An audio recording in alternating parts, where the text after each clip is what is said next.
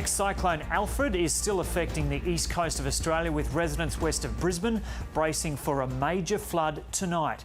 Heavy bursts of rain have put entire towns underwater, with residents being told to get to higher ground. More than 170,000 homes and businesses are still without power. We have reporters across the disaster zones. We start tonight with Michael Atkin in Ipswich. Queensland's marathon cyclone disaster has entered a new phase. Laidley, west of Brisbane, is awash. Properties flooded, roads cut and homes isolated. Rain hammered southeast Queensland last night. Residents in this Ipswich neighbourhood were woken by police as Bundamba Creek rose. Just about 4 o'clock this morning, we just had door knocks.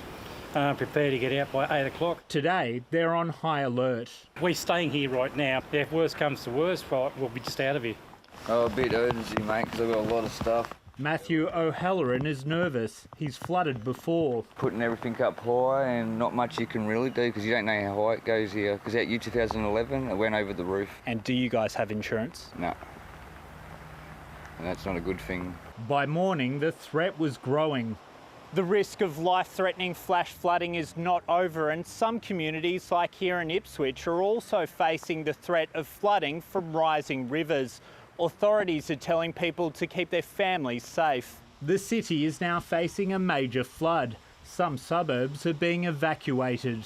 And if emergency services come to your door knocking, please listen to them and be prepared to move. There have been dozens of rescues, including inner Brisbane. In areas where there were no electricity, no street lighting, no housing lighting. On the Sunshine Coast, incredible rescues. Authorities using this drone to guide crews to people who were stuck. Swiftwater rescue teams tethered by safety wires braving raging torrents. A driver risked rising floodwaters and became stranded. She's very aware of her mistake. Nambour had a record-breaking deluge for March. 3 o'clock in the morning, I was out trying to save my dams and save my road. Yeah, really, as heavy a short period of rain as I've ever seen. The water powerful enough to toss this car around. Scores of others also wrecked. This guy in particular said he meant to come down and move it, and within the hour, it was already gone. In Brisbane's west, raging outflows from a nearby dam. It's absolutely pumping. It woke me up last night. Low-lying suburbs across the capital enduring another flood. Bad enough to create some dramas. The Gold Coast also copped it. It just came up to the palm trees last night. It didn't get any higher, thank the Lord. Pauline Blenkins is still trying to make do in the dark.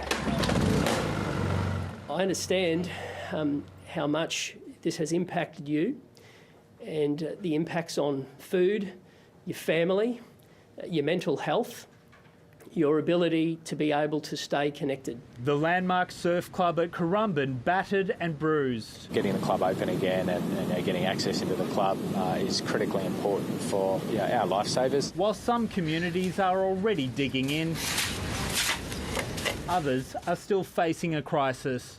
Michael Atkin, ABC News. So the main concern tonight is rising floodwaters in Ipswich, west of Brisbane. Reporter Talissa Saganto is there and joins us now. Talissa, g'day. So what time are the floods expected to peak tonight?